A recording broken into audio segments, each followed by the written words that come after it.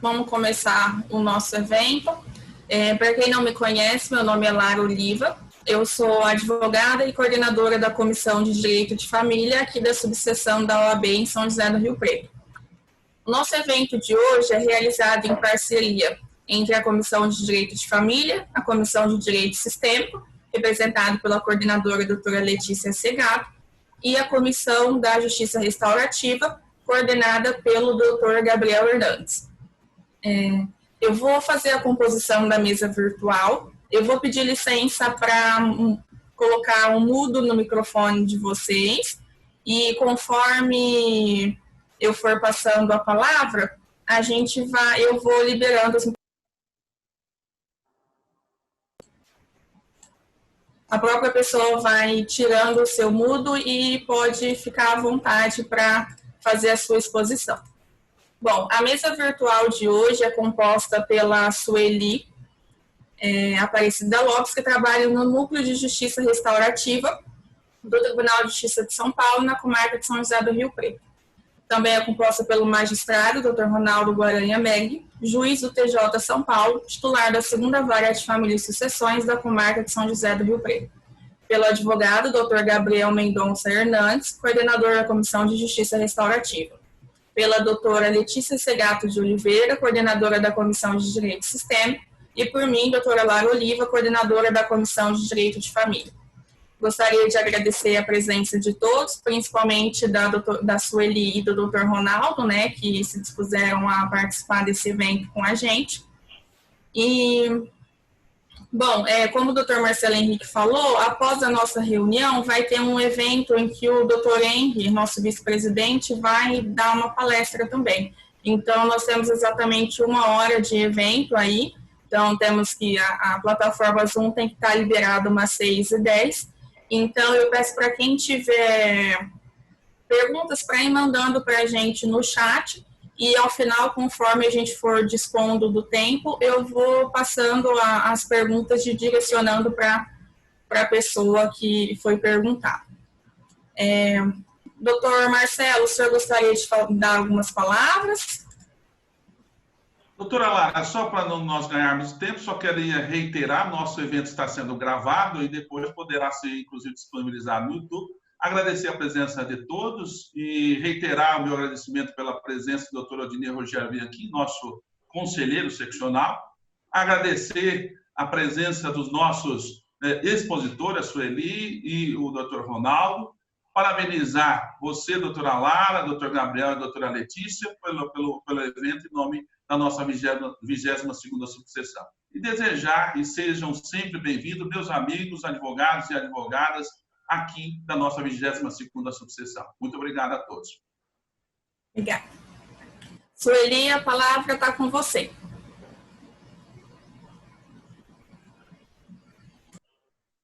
Me escutam? Sim. Obrigada. Agradeço imensamente, viu, doutora Lara, doutor Gabriel, doutor Ronaldo, doutor Marcelo. É uma honra estar aqui. É uma honra ter você, Simone, aqui ajudando a gente nessa apresentação do nosso trabalho. E antes da gente começar, eu tinha comentado com o doutor Odinei que há uns 10 anos, e ele me lembrou que há uns 12 anos, estivemos no escritório dele, quando ele estava na presidência da OAB, para tratar a respeito da mediação. E é com alegria que eu vejo o doutor Marcos Etmar Franco aqui com a gente, que o doutor Marcos é advogado, um amigo, um querido, que nessa época, 12 anos atrás, já estava como mediador, antes de se tornar lei, tentando trazer a mediação para Rio Preto, e a gente teve as portas do OAB abertas. Como vocês falaram, eu sou Sueli, sou assistente social judiciária há 33 anos, é um pouquinho mais do que vocês têm de idade, eu acho, e a gente vem, enquanto assistente social, verificando que a justiça estava cada vez mais tratando de questões que não eram para a justiça. Está se terceirizando tudo, se terceiriza afetos, se terceiriza briga de vizinhança, separação e guarda de criança é uma coisa, né, doutor Ronaldo? E tudo vai para a briga e coisas que era possível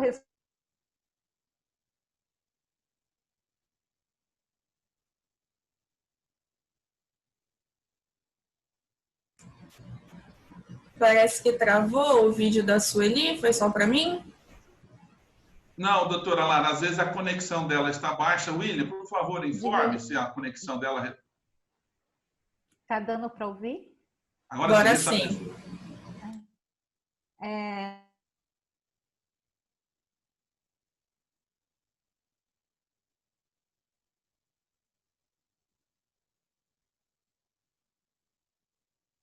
Eu preciso de ajuda, vem aqui.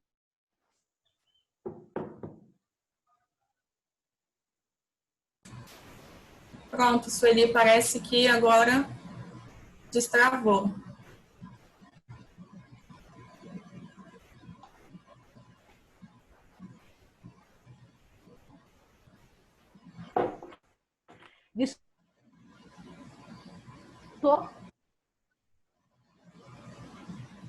Voltou? Sim. Peço desculpas. Até Imagina. onde vocês me ouviram? Até a questão da ONU? Não, a questão da ONU não. Eu estava falando que estava sendo levado ao judiciário questões assim que não eram atinentes ao judiciário, como o afeto. Isso. A gente entendia que era necessário que as pessoas conversassem entre si. Em 2010, 2012, mais ou menos, a ONU recomendou que os países tivessem políticas voltadas para as questões restaurativas. Daí, em 2016, o CNJ soltou a resolução do 225, que institui a justiça restaurativa aqui. Caiu novamente? Caiu novamente? Por favor, eu preciso de ajuda. Sueli, tá... Aqui tá normal. Eu estou tentando que as minhas filhas venham me ajudar, porque eu sou meio jurássica, eu não consigo, mas as minhas filhas não vêm me ajudar. Agora chegou Sueli, uma delas. Sueli, está normal, Sueli. Pode prosseguir normalmente. Tá, para toda a tela aqui. Tá vendo, doutor? É de tanto receio de estar com tantas autoridades juntas, até a internet para mim. Bom, voltando lá. Por favor, fica aqui. Deixa eu pegar minha varinha aqui para colocar minha filha de castigo no tronco.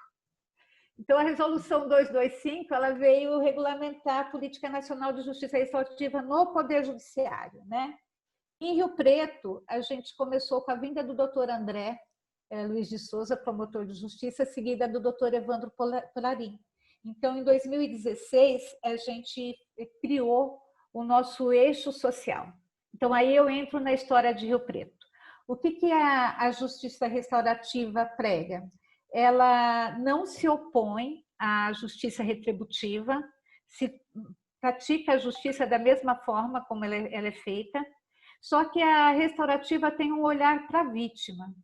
Nesse olhar para a vítima, ela se baseia em 3 pilares, em 3 eixos, que é o eixo social, o eixo institucional e o eixo relacional.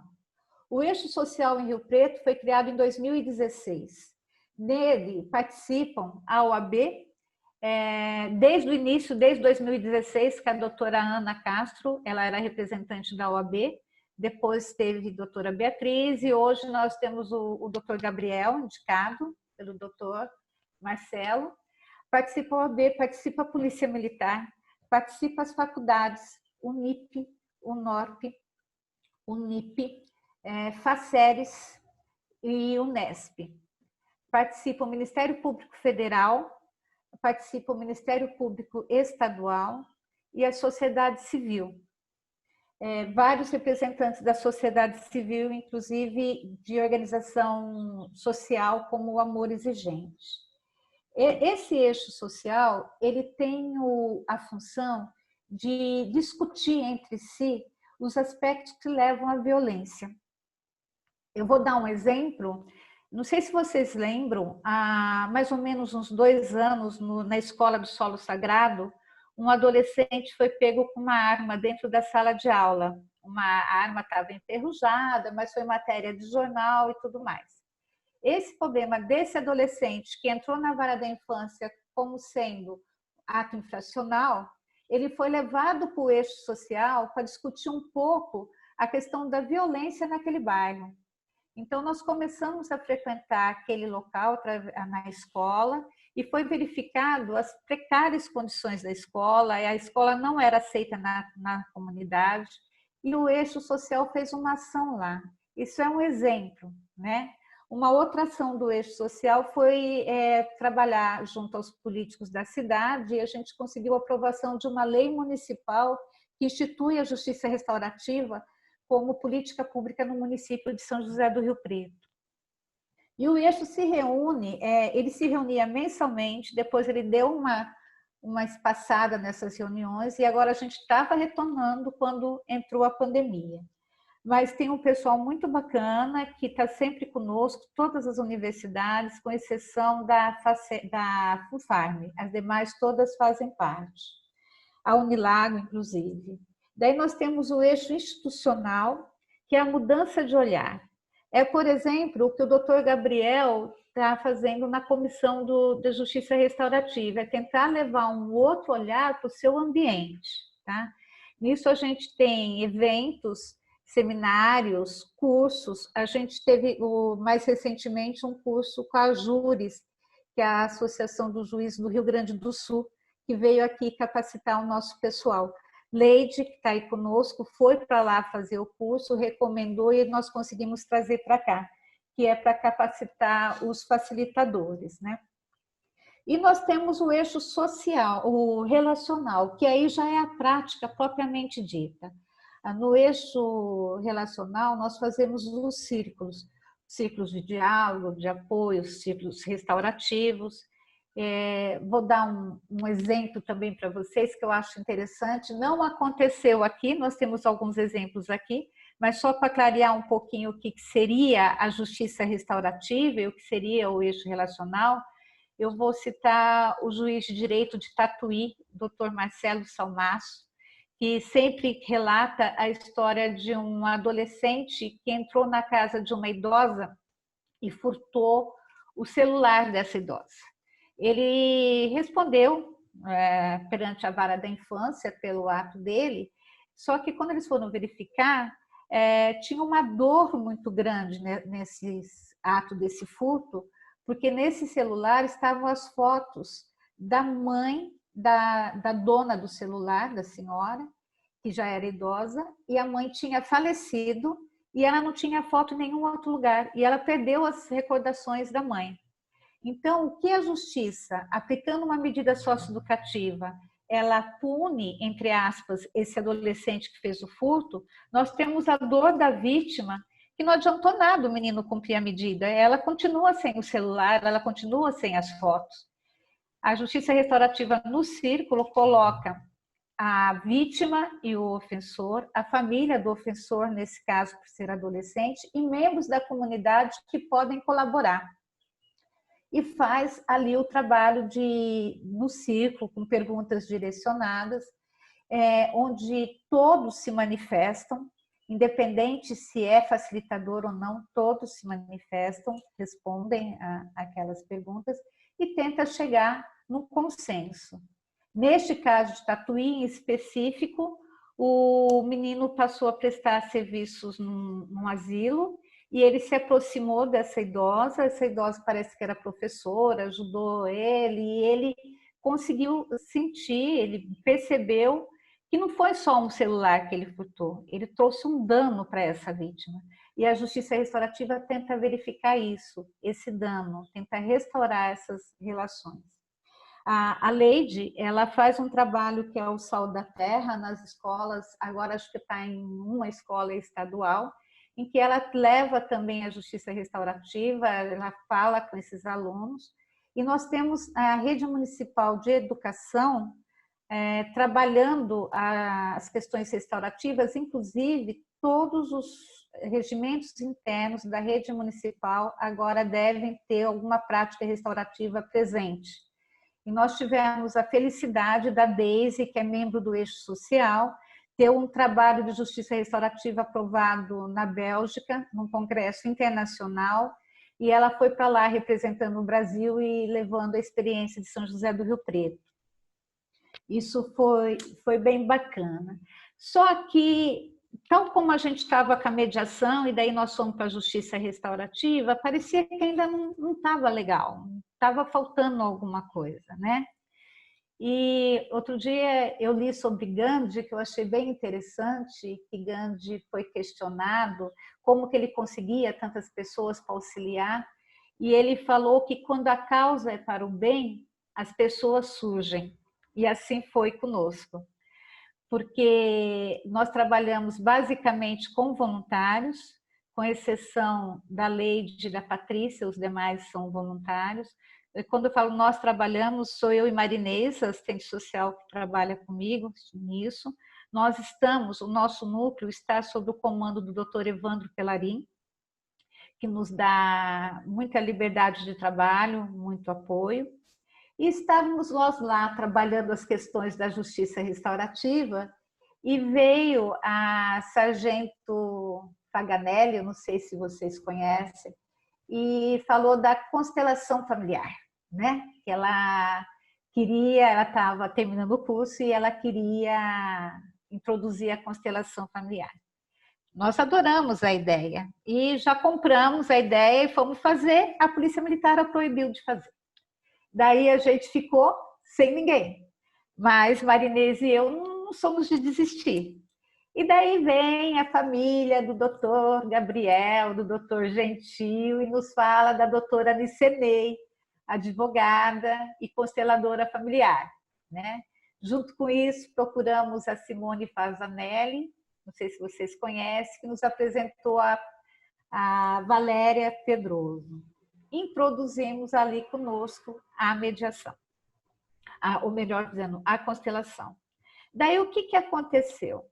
O núcleo de justiça restaurativa, ele não poderia manter como núcleo de JR, tendo outras práticas envolvidas, porque o Tribunal de Justiça de São Paulo reconhece os círculos como justiça restaurativa, né? Então, nós agregamos a mediação, a constelação familiar. Daí nós tivemos que mudar o nome e passamos para Núcleo de Práticas Restaurativas. Então, nós temos os processos circulares, que quem viabiliza os atendimentos é a Leide. Os nossos atendimentos são judiciais e extrajudiciais. Eles são encaminhados por conselho tutelar, por promotor de justiça e pelo próprio juiz em processo. Nós temos a mediação, que aqui nós temos a Dani, que é a Inoue, lá que está com o nome do marido, né, Dani? Nós temos a Dani, nós temos a Maria Amélia Mussi, que vocês conhecem, é voluntária também com o Dr. Ronaldo. Eu vou até pegar minha cola aqui para não esquecer, tá? Das nossas mediadoras. A Fátima, a Nalva, e nós temos ainda um trabalho que uma psicopedagoga desenvolve, que são aqueles adolescentes que dão muito trabalho, que dão problemas de comportamento, que acaba caindo lá na vara da infância, e que no atendimento a gente verifica que é por déficit de aprendizagem, elas fazem também a avaliação dessas crianças, tá? O que aconteceu com tudo isso? A gente trabalhava as questões da infância e demanda espontânea. Só que daí vem o anexo da violência doméstica. E nós fomos convidadas, Marinês e eu, a articular a rede para fazer o atendimento dessas mulheres, né? Então, a gente, com as nossas voluntárias, juntamos aí mais um grupinho que são psicólogos, um estagiário de direito e o nosso diretor do cartório, que trabalham com homens, autores de atos de violência doméstica. Eu não sei, talvez eu esteja sendo muito rápida, mas hoje no nosso núcleo, nós temos atendimento de criança de 2 anos até a terceira idade. Chegamos a negociar com o Dr. Ronaldo, que foi assim muito bacana, nos ofereceu espaço, porque daí o nosso espaço começou a ficar pequeno, para poder fazer atendimento de crianças de 6 me corrija, Nicenei, se eu estiver errada, de 6 a 12 anos, filhos de famílias com situações de violência doméstica. Depois nós temos a Leide trabalhando de 12 a 18 anos com adolescentes, tanto filhos de famílias com violência doméstica, como é aberto para a comunidade e também os encaminhados judicialmente. E nós temos círculos com mulheres, que está com a Gabi, a Gabriela, que é a psicóloga, que trabalha tanto o empoderamento daquelas que já sofreram violência, como eu e Marinês fazemos reuniões com elas, logo que elas pedem a medida protetiva. Patrícia está conosco, ela é escrevente que faz as solicitações, que é para que venham. E nós temos o psicólogo, o mestre Marcos Vinícius Gabriel, com uma equipe trabalhando com homens, autores de violência doméstica. Eles fazem 10 encontros, esses encontros, eles são convidados a comparecer, alguns, outros são por encaminhamento judicial, e nesses encontros é um bate-papo, é uma conversa com esses homens para tentar refletir o comportamento dele e o que é possível fazer dali por diante. Uma coisa que é bem interessante, que eu acho, é que na comarca de São José do Rio Preto nós temos um trabalho conjunto da Vara da Infância com o anexo da violência. Então nós temos o doutor Evandro Pelarim trabalhando em conjunto com a doutora Gláucia, e as ações, os casos são encaminhados tanto pelo anexo como pela Vara da Infância. Tá? Eu não posso deixar de agradecer todo esse pessoal que trabalha conosco, porque eles despendem dinheiro para se locomover, alimentação e tudo mais, totalmente gratuito, sem receber nada e prestando um serviço de altíssima qualidade. Tá? É interessante a gente falar que uma constelação familiar eu fiz particularmente, acho que vários de vocês já fizeram, ela tem um valor elevado e nós atendemos gratuitamente graças às nossas consteladoras, que, como eu falei, é a Valéria, a doutora Nicenei, que está conosco, a Renata Orati, que é de Fernandópolis e vem a cada 15 dias para atender, esteve um pouco afastada por motivos pessoais, mas está retornando, a Marcela e a Gisele, que estão coordenadas pela Valéria. Tá? Nos processos circulares, nós temos a Leide, que é muito parceira, que está conosco aqui, a Rose, a Dani, que está nos assistindo, a Cleusa, a Bruna, a Maria Amélia, a Nalva, a Ângela, a Fátima e a Gabriela. E com os homens, nós temos o Marcos, o César, o Emanuel e o Guilherme. Temos ainda a Cida Maracanã, que eu acho que vocês conhecem, e a Marcela. Todo esse pessoal está conosco nesse trabalho, que visa levar uma justiça mais humana, né? Mais olho no olho com relação à vítima, principalmente à vítima. Eu acho que seria mais ou menos isso, talvez tenha sido um pouco rápida, não sei se vocês conseguiram entender, se quer que eu esclareça alguma coisa. Sim, tá ótimo, Sueli, bem bacana. A gente vai deixar as perguntas para o final, mas quem quiser já pode ir mandando no chat aqui para a gente. Tá. Então, eu gostaria, se possível, doutora, eu deixei de falar, por último, um trabalho que a gente acha muito especial, que é a nossa equipe voluntária de agente de proteção. Essa equipe ela tem alguns anos já, eles são os nossos meninos e meninas que saem às ruas para fiscalizar bares e tudo mais. Isso não é muito restaurativo, isso aí é um pouco de repressão, mas nós temos nessa equipe alguns esperando para iniciar o trabalho de prevenção. E um deles é o Dr. Gabriel, né? E eu gostaria então que o Dr. Gabriel apresentasse o trabalho dessa equipe. Não sei nem cadê o doutor Gabriel aqui. Obrigado, Sueli. Consegui voltar para a reunião, minha internet não colaborou muito. Vocês estão me ouvindo bem? Que estou com fone, não sei se o retorno é de vocês, tudo certo? Estou vendo vários joias. Não, é um serviço voluntariado que nós fazemos junto, apesar de não ser necessariamente uma prática restaurativa, é dentro do núcleo, tem todo o apoio e aconselhamento da Sueli, da Marília, também do Ministério Público na figura do Dr. André, e sempre a comando do Dr. Evandro Pellarini, né, que é o que autoriza as nossas fiscalizações por meio de mandados, né.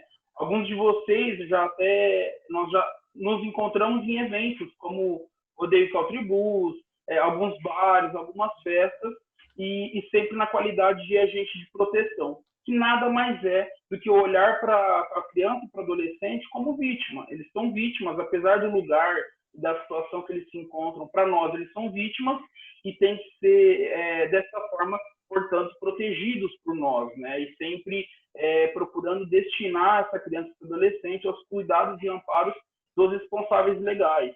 E nós não temos como fiscalização o objetivo de prejudicar o menor, a criança e adolescente, mas sim o responsável pelo evento, na figura sempre de um maior, de um responsável, que o próprio doutor, que submete o pedido de alvará para a festa, para o doutor Evandro Pellarini, e aí esse é o nosso foco de fiscalização e de responsabilização, né?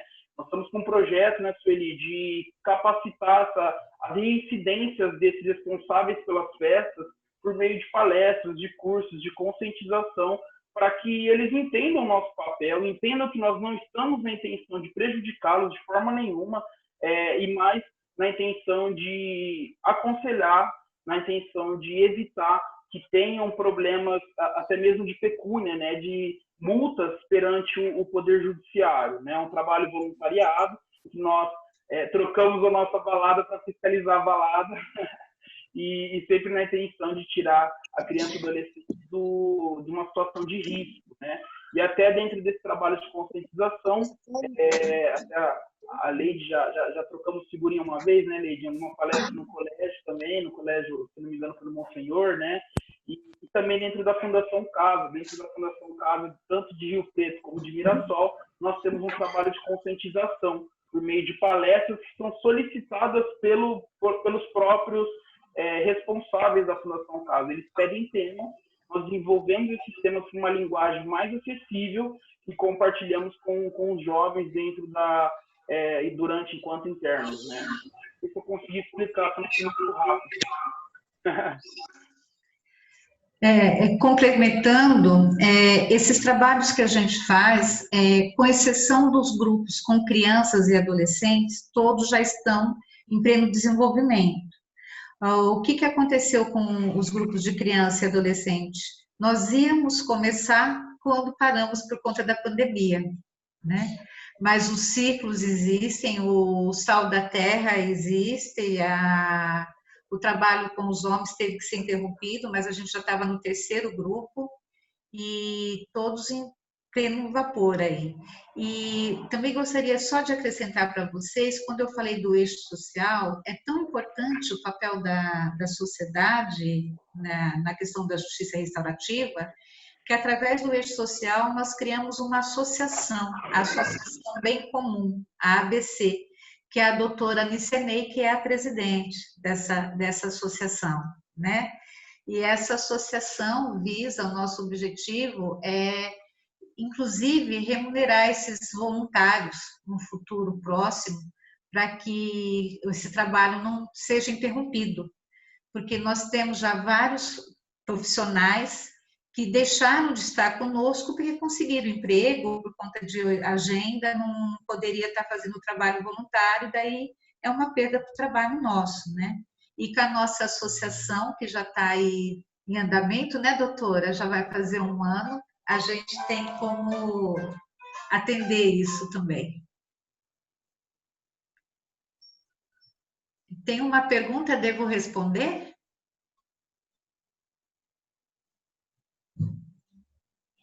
Pode responder essa sim, Sueli. Agora sumiu. Eu vou ler aqui para você no chat. O Marcos Franco perguntou: Sueli, uma curiosidade que me ocorre é quanto às diferentes formas de abordagem, com justiça restaurativa, constelações, etc. como é escolhido o melhor método para obter um resultado de excelência? Doutor, quando vem processual, a Leide faz a triagem. Ela é a escrevente, ela faz a triagem, né? Quando vem pelo anexo da violência doméstica, primeiro é atendido a Patrícia, que é a escrevente, né? Conversa. Primeiro é atendido pela Yara, que é a assistente social do anexo, e a Gabriela, e elas fazem a triagem para as questões do ciclo. E outras situações sou eu e Marinês. O que acontece? Esses grupos de criança, adolescente e mulheres, eles são permanentes. De mulher já está permanente, né? De crianças tem dia e horário marcado, como eu falei, interrompeu por causa da pandemia. Os homens também é permanente. E a constelação depende da situação. Porque participar do processo circular, ele tem que ser voluntário, a pessoa tem que concordar. Se ele não concordar, não é possível participar. Então, quando ele não quer se expor ou coisa assim, daí nós conversamos, a gente verifica se é o melhor a mediação ou a constelação. A constelação, de uma forma geral, ela tem sido usada no país como um preparo para outras etapas. Então, trabalha questões daquela família, né? Porque a constelação familiar, ela vê como que as gerações, repete de geração em geração algumas questões. Então, prepara a família, é como se estivesse, assim, descascando, né? Para deixar a pessoa aberta para a mediação ou o processo circular. Mas quem faz a triagem é sempre profissional. Marinês, a Patrícia encaminha para a Gabriela e Yara, e a Leide nas questões dos processos circulares em si. Respondi? Perfeito, Sueli. Agora eu vou passar a palavra para o doutor Gabriel, para ver se ele tem mais algumas considerações para fazer.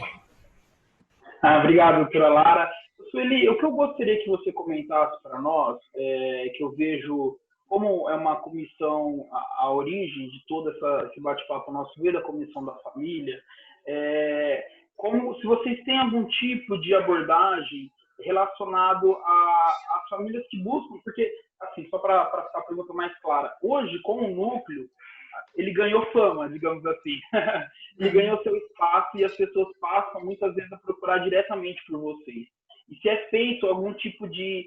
Porque às vezes nós mesmos, como advogados, podemos indicar, se não podemos, enfim. Como que é feito esse tipo de triagem, desse olhar?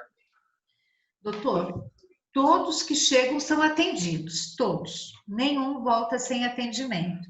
E é uma coisa que a gente fala muito para a nossa equipe, né? Sempre atender, todos. O que acontece é que nem todos os casos cabe a aplicação de uma prática restaurativa, né? Por isso que tem essa seleção.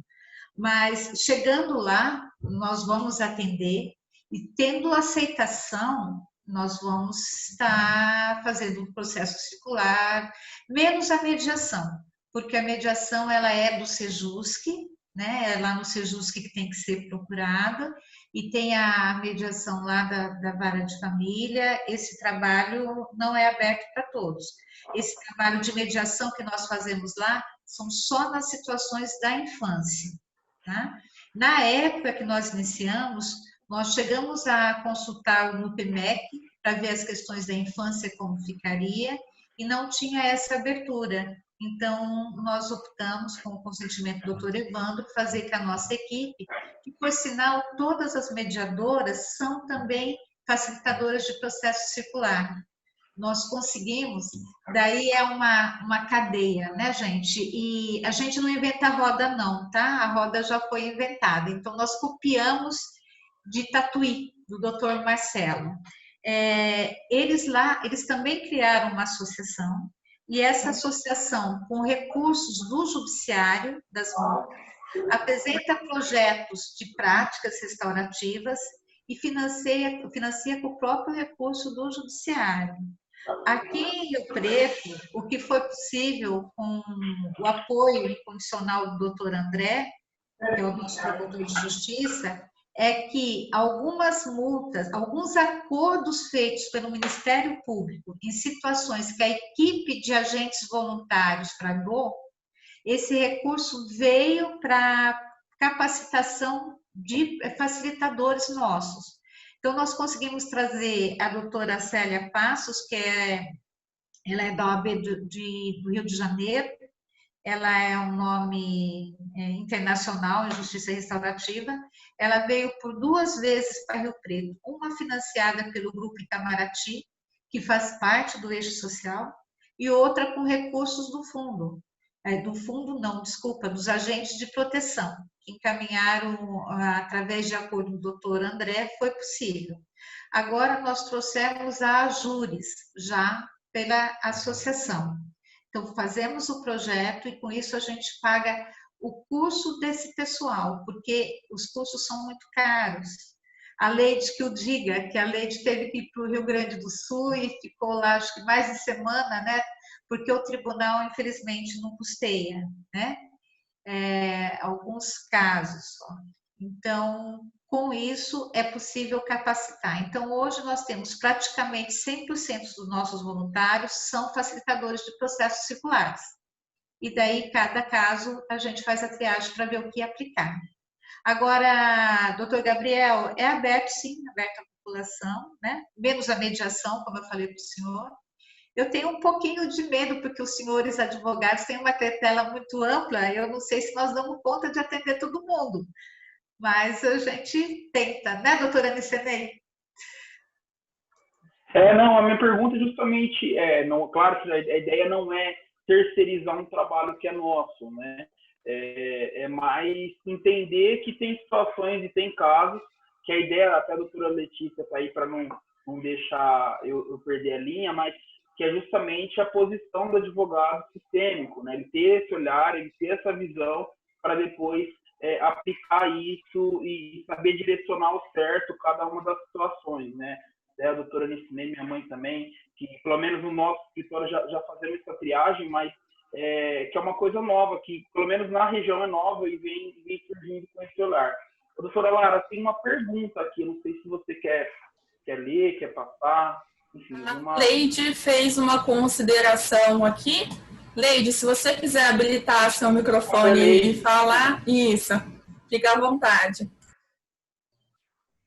Não, a Sueli já havia, inclusive, comentado no início, né, que a gente tem a constelação familiar no nosso núcleo, que passou a ter o nome de Núcleo de Práticas Restaurativas, porque a constelação familiar em si não é uma prática da justiça restaurativa, né? A justiça restaurativa ela é muito ampla, ela é uma filosofia de vida, né? E tem como técnica os círculos restaurativos, as conferências de grupos familiares e a mediação vítima-ofensor, né? Então, ela iniciou com a mediação vítima-ofensor, Canadá, Estados Unidos.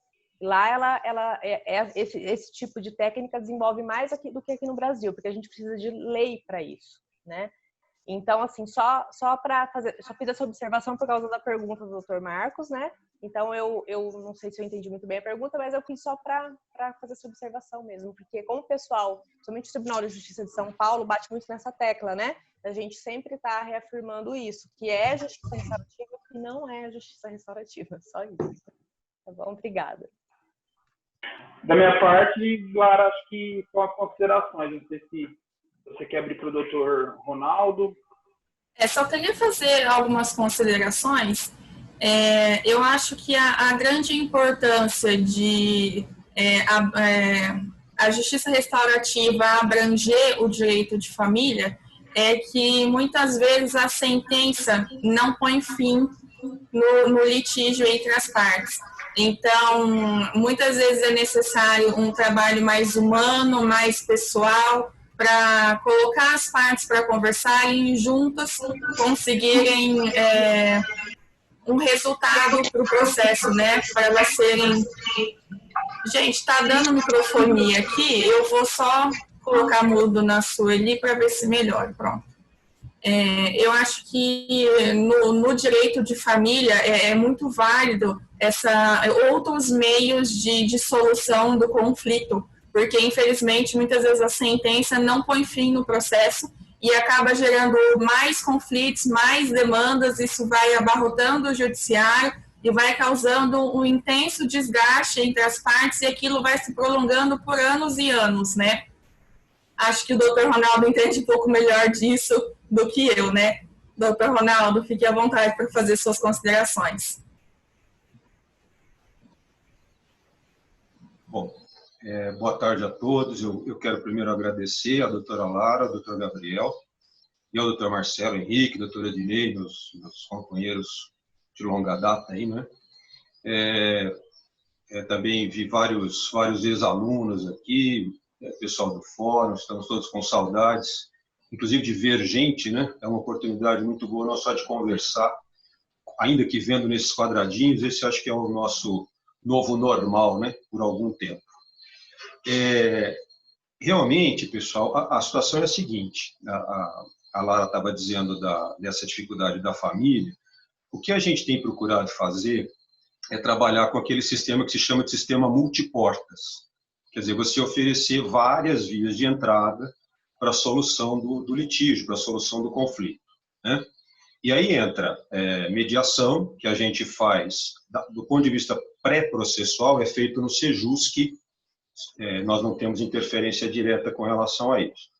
Aí nós temos a mediação, tínhamos, né? Eu estou falando do pré-pandemia, tá? Porque, infelizmente, nós temos uma divisão de mundo aí que precisa ficar delimitada, né? Então, nós tínhamos a mediação pré-pandemia, feita lá no prédio da família, com os nossos mediadores, que, na sua grande parte, embora minimamente remunerados, trabalham, na maior parte das vezes, de maneira voluntária também, por conta da assistência judiciária e etc. e tal. E tínhamos acabado de estabelecer, inclusive numa reunião que a Sueli e a Marinês participaram, tínhamos acabado de estabelecer, tínhamos a primeira data marcada para a oficina de pais, oficina de parentalidade, que era um sonho antigo, inclusive, do meu grande amigo, Dr. Jorge Abdala, que infelizmente nos deixou agora no dia 11 de maio, né? E tínhamos, então, essa oficina de pais que ela entraria antes da mediação, como disse a Sueli, para dar uma maciada, digamos assim. Eu acredito que a maioria saiba, mas para quem não sabe, a oficina de pais ela se constitui de disposições, né? O que é conjugalidade, que o fim da conjugalidade não implica no fim da parentalidade, problemas comuns, etc. e tal. Então, esses eram os sistemas que nós tínhamos multiportas, certo? O que acontece é que, com a pandemia, não é, nós saímos do sistema multiportas para o sistema meia porta, talvez um quarto de porta, né? Porque nós interrompemos mediação e conciliação, as oficinas nós não conseguimos nem sequer começar. Então, fica assim, o que eu gostaria de colocar, e talvez essa colocação não devesse ser para os senhores que estão aqui, porque pelo simples fato de estar aqui, não é já assim, eu imagino uma predisposição, uma boa vontade imensa com relação a esses mecanismos alternativos de solução de conflito, mas é que o advogado agora, ele tem um papel ainda mais relevante do que sempre teve. Porque como nossas portas estão fechadas e as vossas portas estão abertas no escritório, eu acredito que vai depender muito dos senhores essa tentativa de solução alternativa, né? Porque, veja, eu preciso passar alguns dados, é uma oportunidade de passar alguns dados, e esses dados são muito pouco conhecidos e muito pouco divulgados. Bom, nós temos em Rio Preto 2 varas de família, correto? Trabalhávamos em 3 juízes, 2 juízes titular e um juiz auxiliar fixo. Acontece que desde julho, com a doença do Dr. Jorge, ficamos em 2 juízes. Em outubro, pré-pandêmico, portanto, nós tínhamos em andamento 4.205 processos. 4.205 processos. É muito? Bom, os senhores terem alguma noção de comparação. Uma vara de família de Bauru, minha cidade natal, tinha, na mesma época, 3.090 processos. Uma vara de família de Araçatuba tinha, em outubro, 2.185 processos. E uma vara de família do Foro Central de São Paulo tinha, em outubro, 1.935 processos. Portanto, nós trabalhamos aqui, pessoal, trabalhávamos em outubro com o dobro do que uma vara São Paulo. É um dado. Esse número, agora em junho, de 4.205, nós já estamos com 4.618. Com uma tendência de alta absurda, porque o que a gente tem tido de processo de revisão de alimentos, de suspensão de visita, etc. e tal, é uma grandeza, né? Então, qual que é a nossa grande preocupação? É que, com essa porta semi-aberta, agora vai abrir um pouquinho mais a partir do final do mês, mas também de uma maneira muito tímida, né, nós vamos enfrentar seríssimos problemas. Já estamos enfrentando e vamos enfrentar seríssimos problemas. Por que eu digo isso? Porque aí que eu entendo, né? Enquanto nós não conseguirmos restabelecer esse sistema multiportas e até ampliá-lo, porque a ideia lá, nós até tínhamos conversado com a Sueli no dia da reunião que fizemos da oficina de paz, era justamente trabalhar em sintonia, né?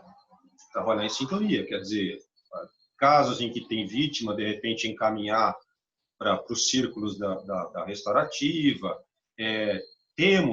Tínhamos e temos a ideia de, depois de firmada a oficina de paz, partimos no segundo momento para a constelação familiar, né? Mas tudo isso está na dependência da vacina, né? Quer dizer, sendo muito realista, enquanto não tiver vacina, esses projetos todos estão suspensos, basicamente suspensos. E aí que eu acho que o advogado entra, o advogado que quer ser um advogado com um diferencial, como acredito que quem está aqui tem essa expertise, tem essa vontade, tem esse desejo, é aí que ele entra no sentido de tentar buscar,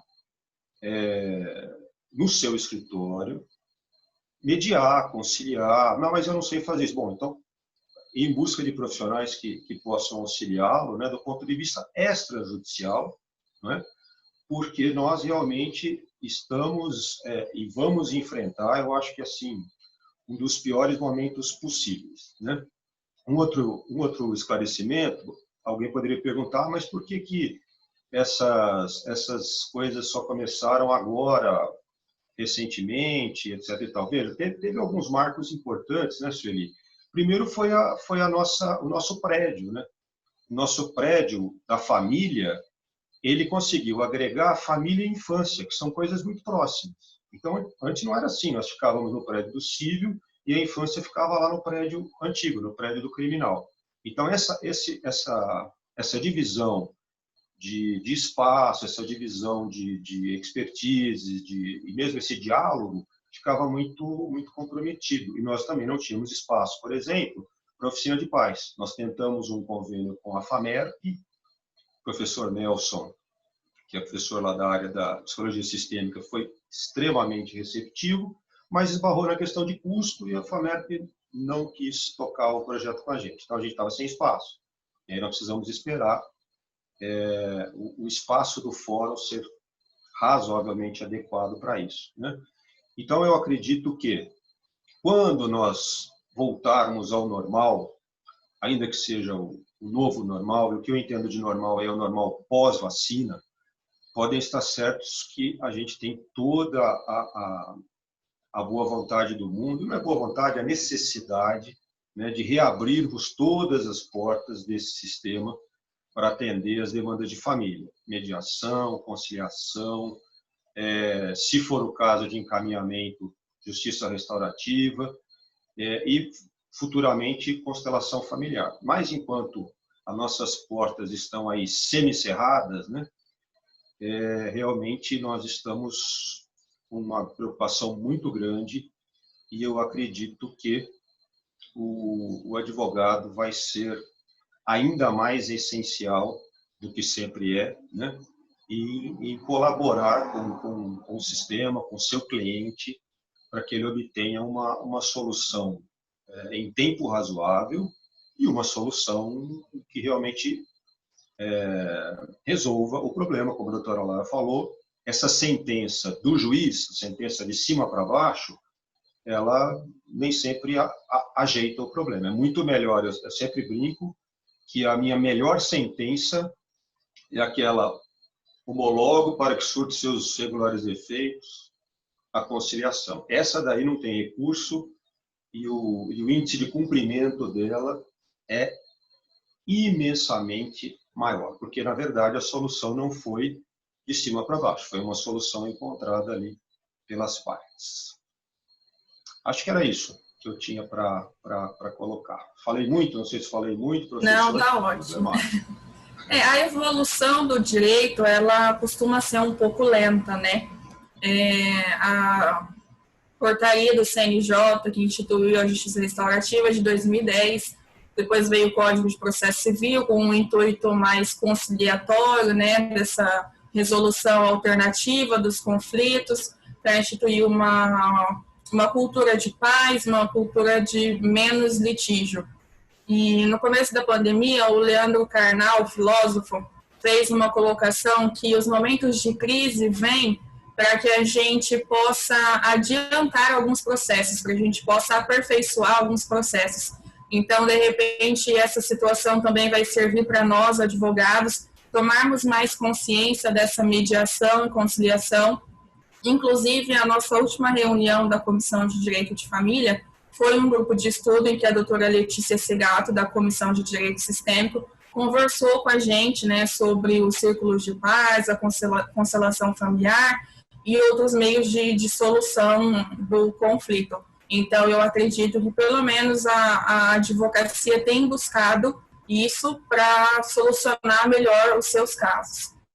Para finalizar, eu queria dar a palavra para a doutora Letícia Segato, fazer algumas considerações.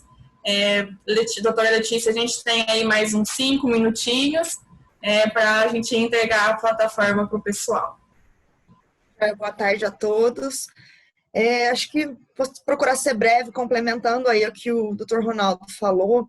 Eu acho que essa postura do advogado, a partir de agora, vai fazer muita diferença, né? De ouvir o cliente, mas é o que eu sempre falo, né? Normalmente nas minhas palestras sobre direito sistêmico, é ouvir uma história além da história que o cliente está contando, né? Criar uma percepção de buscar a essência desse conflito, para onde esse cliente está olhando, né? O que está acontecendo? Vamos supor, você pega uma discussão, uma separação, um caso de alienação parental, de adoção, de herança. Então, quando a gente olha para estes cenários, existem outras pessoas envolvidas, né? Então, dentro dos processos de constelação, que é o que eu falo, o direito sistêmico não é você ficar praticando a constelação o tempo todo, não é isso, mas é desenvolver essa capacidade de olhar além do que a história que o cliente está te contando, porque muitas vezes você está ali, uma separação de um casal, onde ninguém está olhando para aquela criança, né? Às vezes tem filhos envolvidos e eles estão olhando para os seus sistemas anteriores, para os seus pais, né? Que muitas vezes, então, o casal está tendo um problema que já tem uma origem na família de origem deste casal. Então, quando a gente não olha para isso, a gente vai se ater simplesmente às histórias que aquele casal está contando, quando aquilo não é a solução, né? Não adianta eu tratar só os sintomas se eu não buscar a causa, a origem desse conflito. Então, eu acho que essa postura do advogado faz muita diferença. Eu tenho notado nos trabalhos que eu tenho desenvolvido, e o resultado para o cliente, assim, em termos de tempo e resultado efetivo mesmo de solucionar aquele problema, é espetacular, assim. Então, é uma coisa que, uma sentença, muitas vezes ela não vai agradar nenhuma das duas partes. Isso que é o mais triste, muitas vezes, né? Por mais que se busque, mas você vai ficar ali, vai ter que ser até os fatos do processo. Quando você faz um trabalho amplo, você consegue olhar além. Então, eu acho que essa é a grande importância hoje dessas práticas, né? Tanto da justiça restaurativa, quanto a aplicação das constelações. Então, eu falo que são todas ferramentas muito boas para buscar uma solução mais efetiva. Acho que é isso, Lara. Assim, Uma outra coisa só que eu gostaria de destacar para finalizar é que muitas pessoas acham que direito sistêmico, justiça restaurativa, mediação, tem que viver de acordo, né? Que tudo é só vamos estabelecer lá uma conversinha, fazer amizade. Não é isso, né? Então, o fato da gente olhar para essas questões para a vítima, para o ofensor, não exclui a responsabilidade pelos atos praticados, né? O que a gente faz? A gente olha o porquê daquela situação está acontecendo, porque muitas vezes daquilo se repetir, né? A gente pega, às vezes, questão de menores que vão entrar em processos de repetição para fazer parte daquela, para se sentir parte daquela família. Então, a gente olha o contexto que não está sendo dito dentro daquele processo, e isso é muito importante para trazer a solução. Mas isso não exclui nem a responsabilidade pelo ato praticado, que isso pode ser reparado de alguma forma, né? Ou mesmo assim a questão dos processos, né? Então, assim, como a gente pratica o direito sistêmico, eu vou deixar de ter processo? Não. Só que muitas vezes a gente vai levar para o judiciário o que é essencial, o que não foi conseguido uma solução dentro dessas etapas, né? Só que muitas vezes, se a gente colocar essas etapas antes de levar isso para o judiciário, muitas vezes metade dos nossos processos não vão cidade. E é o que eu sempre falo para as pessoas, na minha visão, o advogado de futuro não é aquele advogado que briga, que grita com o outro advogado, que se impõe. O advogado de futuro é aquele que olha a melhor solução para o seu cliente e talvez aquele que não deixa a demanda chegar num nível desse, né? Aquele que traz uma solução efetiva para o cliente.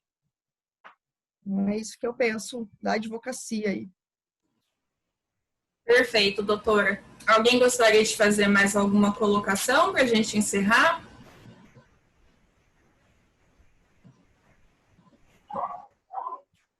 Doutora Lara. Pois não.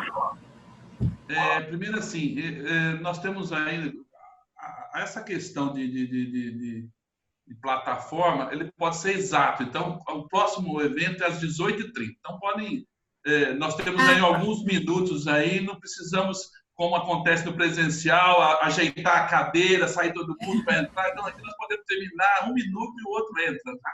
Então, fiquem tranquilos, é possível a gente realizar dentro do tempo. Primeira questão. Então, até umas 6h20? Sim, pode ser 6h28, 18h28, pode ficar tranquilo, tá? Deixa eu só, assim, tirar uma dúvida com a Sueli, e também, claro, aí aumenta o tempo aí para que outros colegas, outras pessoas queiram fazer uma pergunta. Mas queria só fazer uma pergunta e depois fazer um comentário, Sueli. Quantas pessoas foram, de uma certa forma ou outra, atendidas por esse serviço no ano passado, 2019? Um nome. 100, 200, 1000, tem isso, não precisa estar correto, só para que eu tenha noção do alcance do trabalho de vocês. Sueli, a senhora... Aí, isso. Aqui já ajudou, doutor. Não sei se a Leide, a Patrícia pode me ajudar, mas eu acho que mais umas 200, Leide, me balança a cabeça. Um pouco mais, não, se a gente for considerar os grupos nas escolas também, acho que bem mais, acho que umas 400 ou 500 pessoas. Eu queria aproveitar que o senhor me passou a palavra para falar assim da minha admiração pela fala da doutora Letícia, doutora, de ver uma advogada jovem com uma ideia como essa, que é alguma coisa que a gente prega há muito tempo, né, doutor Ronaldo?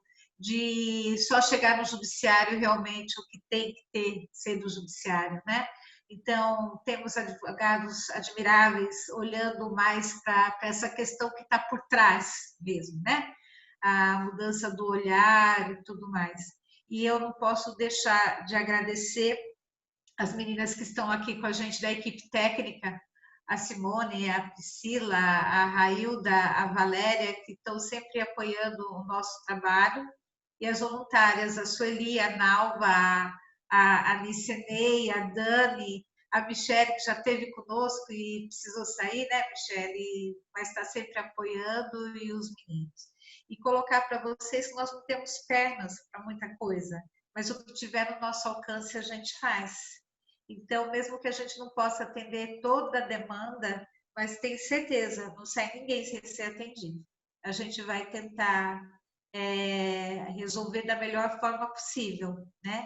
E hoje a gente trabalha junto violência doméstica e vara da infância, mas se Deus quiser, em futuro próximo, a gente estará com as varas de família também, né, doutor Ronaldo? Que geralmente os casos que vão lá para vocês da família tá conosco na infância e já estourou lá na violência doméstica também, né? Lara, doutora Lara, me permite? Só uma breve colocação. Aproveitando que nós estamos com um quórum bastante interessante dentro da Comissão de Direito de Família, para convidá-los, os colegas, os simpatizantes, a participar da Comissão da Justiça Restaurativa. Também já aproveito para estender o convite para a Comissão de Direito Sistêmico, que sempre, desde o início, aí, vem sendo uma parceira nossa. É uma comissão recente, nova, sob a minha coordenação e que está carente de membros. Então, eu gostaria de convidá-los para participar, para nós estendermos esses projetos para dentro da nossa casa, para dentro da OAB. Quem sabe nós, como advogados, não conseguimos plantar um pouco essa cultura, esse novo olhar e também auxiliar de toda forma o judiciário e até mesmo os novos eventuais casos, eventuais processos, enfim.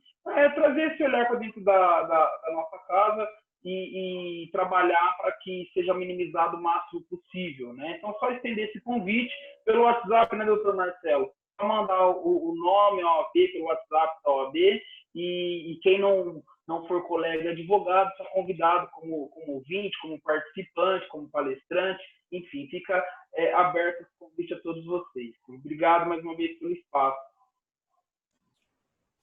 Nos 45 minutos do segundo tempo, a gente tem a presença do Dr. Marcelo Truzzi agora, nosso vice-coordenador da Comissão de Direito de Família.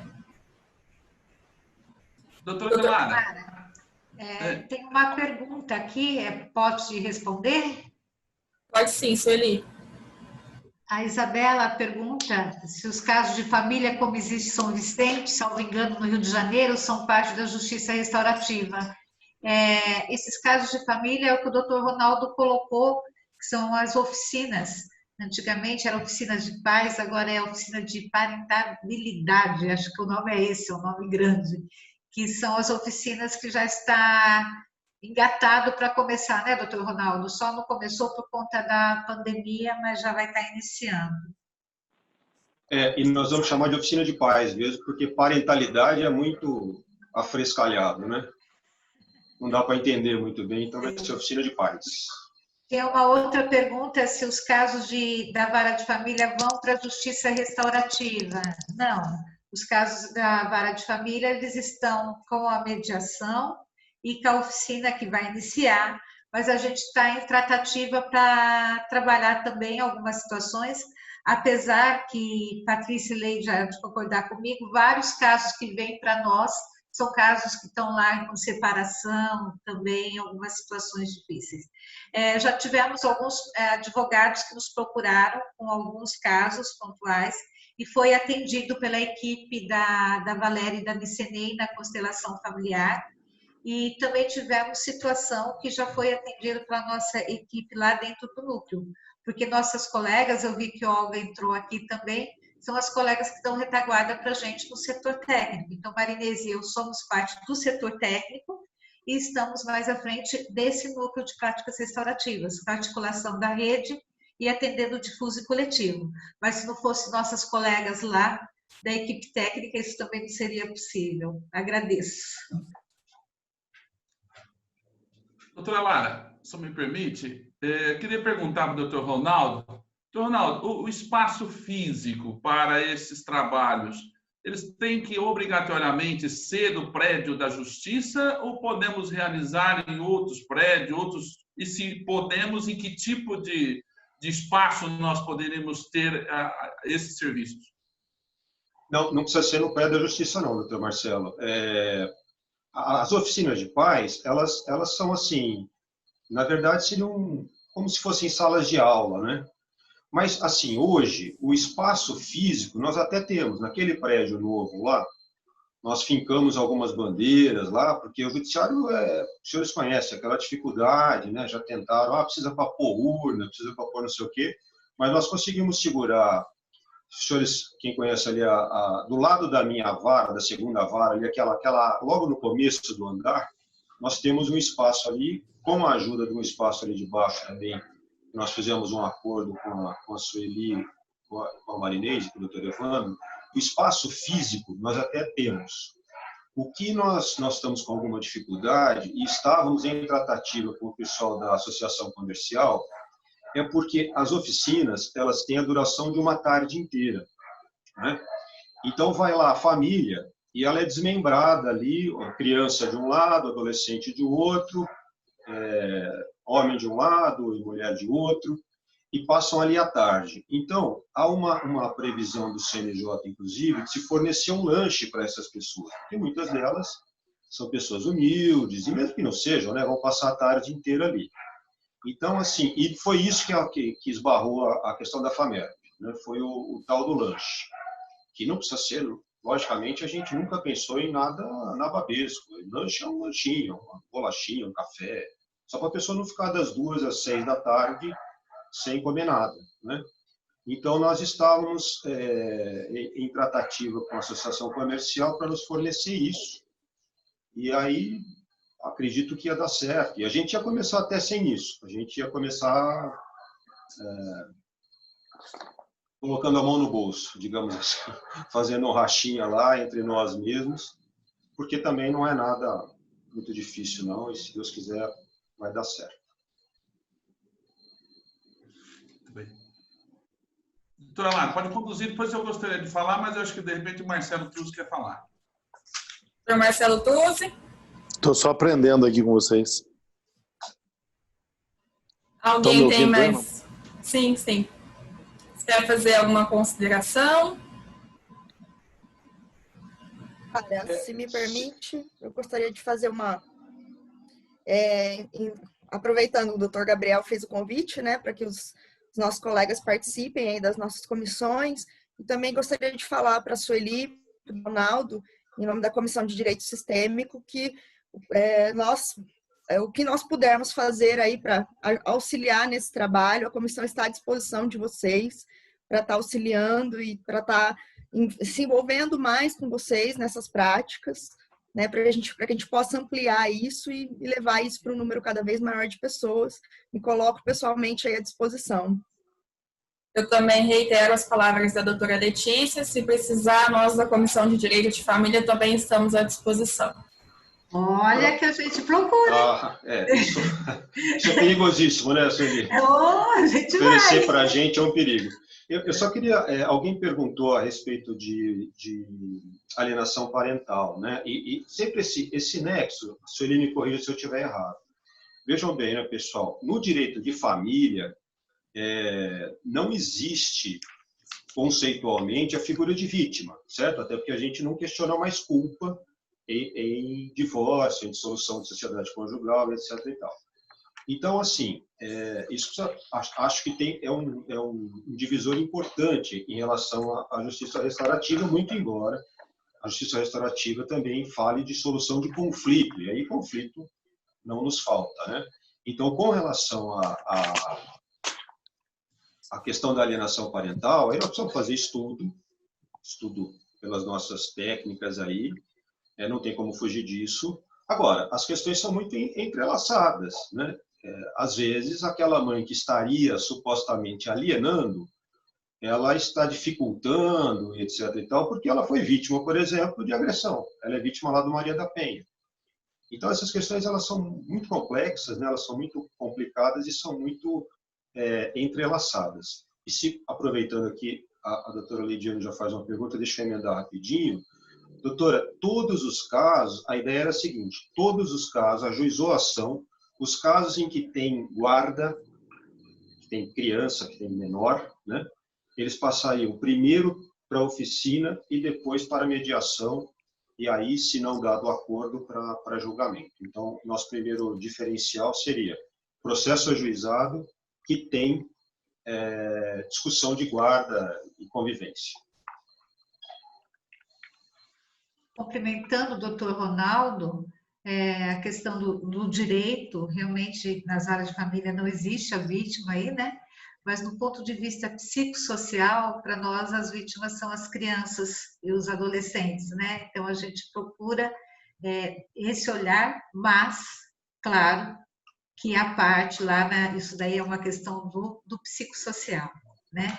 E eu queria só esclarecer, antes de terminar, que quando a gente fala de atendimento de justiça restaurativa no anexo da violência doméstica, não é com o casal onde já está instalada a violência, tá? Os homens participam em separado das oficinas reflexivas, que estão sob o comando dos nossos meninos, como eu falei, do psicólogo Marcos Itmar, o Dr. Marcos é o advogado, eu já estou confundindo. É o Marcos Vinícius Gabriel, e as mulheres participam do grupo com as mulheres, tá? Que é tanto quando elas pedem a medida protetiva, quando depois elas são convidadas a continuar participando do ciclo de empoderamento. Nós não fazemos com vítima e ofensor no caso de violência doméstica. Ok? Acho que é isso. Obrigada. Mais alguém gostaria de fazer alguma consideração? Bom, doutora, eu gostaria de... Posso ser? Já que não tem ninguém? Posso? Pode. Obrigado, doutora. Deixa eu só ponderar, assim, fazer uma reflexão. Primeiro que as pessoas, os cidadãos, só procuram o Poder Judiciário porque já superou, ou pelo menos não encontrou meios de solucionar os seus conflitos, que é natural da sociedade, é natural das pessoas. E dentro deste prisma, doutor Ronaldo e Sueli, eu sempre vi com muitos bons olhos outros meios de solução de conflitos, e dentre eles da mediação e assim por diante, da justiça restaurativa. Dentro desse sentimento é que nós criamos nós temos a Comissão de Direito Sistêmico, temos a Comissão da Justiça Restaurativa, temos vários outros setores da advocacia e do direito que também se aproximam ou têm a necessidade, ou têm como a conciliação, a mediação. Então, a Ordem dos Advogados do Brasil aqui tem promovido meios para que nós possamos alterar ou modificar essa cultura, a cultura do conflito. Os advogados, é natural, é uma construção histórica, normalmente os honorários eles provêm do conflito, ele não provém da composição das partes, não há essa cultura, né? Portanto, compete, através das comissões, como a doutora Letícia falou, o doutor Gabriel, a doutora Lara à frente, promovermos atividades para que possamos primeiro conhecer, né? Nós, advogados, nós temos uma cultura do litígio, do poder judiciário, do embate de ambas as partes através dos seus respectivos advogados e um Estado representado pelo magistrado para julgar. Surgiu aí as profissões como é o da Sueli e outros tantos profissionais que vêm para solucionar esse problema que era somente do judiciário, dos advogados e talvez do Ministério Público, né? Então, assim, isso é novo. E tudo que é novo não é algo que acontece e se muda do dia para a noite. Portanto, eu estou colocando isso para que tenham paciência com a advocacia, para que possamos, sabendo disso, juntos, construirmos esses canais de comunicação da mesma forma que vocês trabalham dentro de um sistema lá das partes, dos envolvidos, seja vítima ou não, em pé de igualdade ou não, também com a advocacia. Também com esta nova advocacia que nós temos. Nós tivemos um crescimento enorme do número de advogados nos últimos 10, 15 anos, né? Então, os jovens advogados estão tendo a oportunidade de colocar, de se expressar aquilo que eles acreditam para o futuro da advocacia. Então, assim, meus amigos advogados e advogados, é o momento, por isso que eu tenho repetido, a OAB é nossa, para que vocês façam, para que venham, para que promovam, para que repitam atividades como nós estamos terminando esta agora, no sentido de que nós vamos falar. Porque se nós não falarmos, se nós não comunicarmos, as outras pessoas não vão nos compreender, né? Então, nós precisamos disso. É por isso que eu queria deixar claro, doutor Ronaldo e Sueli, os nossos agradecimentos pelos esforços, Porque, às vezes, nós, e aí eu quero dividir com vocês, nossos amigos advogados, nós prestamos também muitos serviços voluntários. Né? Por quê? Porque agora, por exemplo, nessa reunião, nós poderíamos estar conversando com nossos clientes, poderíamos estar fazendo outras questões para que gerasse os nossos honorários. Está durante o nosso expediente e estamos aqui voluntariamente junto, igual muitos outros que voluntariamente já estão ao lado de você, Sueli, e aqui eu rendo toda a minha homenagem por todo esse esforço. Mas, da mesma forma, estão os coordenadores de comissão, estão os advogados que estão à frente de outros colegas, dando a cara para bater, enfrentando, às vezes, alguns paradigmas, para que nós possamos superar. Então, eu quero reiterar que a Ordem dos Advogados do Brasil, nesta sucessão, sob a nossa presidência, está à disposição para novas ideias, para que nós possamos juntos construir, porque esse país depende de nós, de cada um de nós. Nós somos brasileiros e brasileiras e precisamos agir. Né? Não podemos ficar esperando de outros.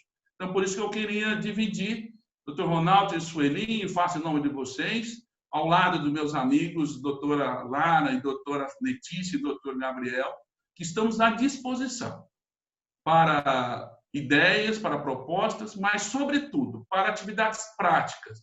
E aí eu quero colocar, por exemplo, esse instrumento aqui para reuniões, essa plataforma que nós temos, adquirimos pela subseção, ela suporta 100 pessoas e nós temos espaço de tempo, caso alguma desses meios que vocês acharem que é importante, é gratuito, nós estamos cedendo gratuitamente para vocês, para que possam realizar esses eventos de educação, de conscientização, de constelações. Doutora Letícia, faça mais eventos aqui através da plataforma, doutor Gabriel. Não se preocupem com o número de pessoas que vão participar, mas se preocupem em fazer. Nós precisamos agir. Não existe nada com o segundo passo, tem que ter o primeiro. Então, fica aqui o meu agradecimento e o reconhecimento de todo o trabalho de vocês e parabéns a todos por essa atividade, em nome da OAB. Bom, acho que a gente encerrou já o evento de hoje. Estamos aí 6h22. Reitero as palavras do Dr. Marcelo, agradeço a presença de todos. Sueli, muito obrigada por dispor do seu tempo para compartilhar com a gente seu conhecimento, seus projetos. Doutor Ronaldo também, muito obrigada por dispor do seu tempo para estar aqui com a gente. Todo mundo tem processo para tocar, tem trabalho, mas é o que o doutor Marcelo disse, juntos nós vamos crescendo, nós vamos nos aperfeiçoando e vamos juntos em busca da evolução do direito. Nós que agradecemos. Muito obrigada. Muito obrigado a todos. Muito obrigado a todos. Tchau, tchau, pessoal. Tchau, tchau. Tchau, tchau. Obrigado. Prazer em revê-los. Prazer todo meu.